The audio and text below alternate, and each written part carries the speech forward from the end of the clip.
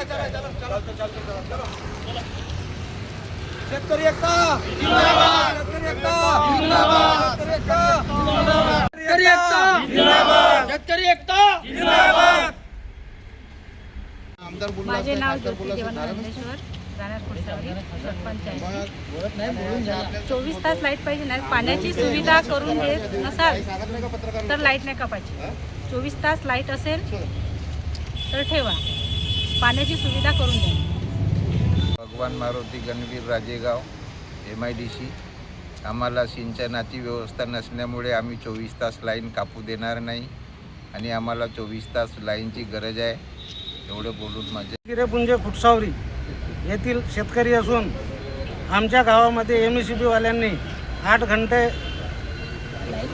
Light ठेवण्याचे आदेश दिले आहेत आणि कामही चालू केलं आहे. त्याचं काम आम्ही थांबवलं आहे आणि आम्हाला 24 घंटे लाईट असल्याशिवाय आमची शेती पिकत नाही. म्हणून MECBना असं मी सांगतो ना, आपल्या क्षेत्रातले आमदार आहेत नरेंद्र भोंडेकर आणि परिणयजी फुके यांना निवेदन देऊनही ते वारंवार निवेदन देऊनही ते आमच्या निवेदनाकडे लक्ष देत नाही आहेत. म्हणून आम्ही सर्व शेतकरी मित्रांना म्हणजे शेतकरी बंधूंनी आत्महत्या करण्याचा विचार केला आहे. आम्हाला सिंचनाची व्यवस्था करून द्या. आम्हाला सिंचनाची व्यवस्था करून द्या. अन्यथा 24 तास लाईट पाहिजे. येत्या 26 जानेपर्यंत अगर लाईन पूर्ववत 24 घंटे जरी नाही केला यांनी तर सर्व शेतकरी मिळून आम्ही सामूहिक आत्महत्या करणार आहोत.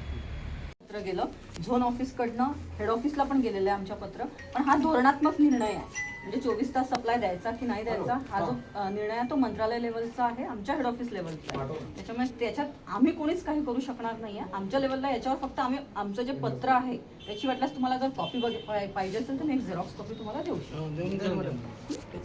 पण तोपर्यंत काम थांबवा ना मॅडम.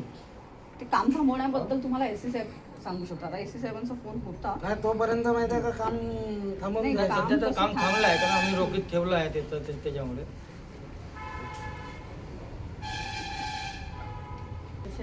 जे मागे नाही का लेटर आलेलं होतं आपल्याला ते भेटायला आले होते. हां तर ते मोर्चा घेऊनच आलेले आहेत आता.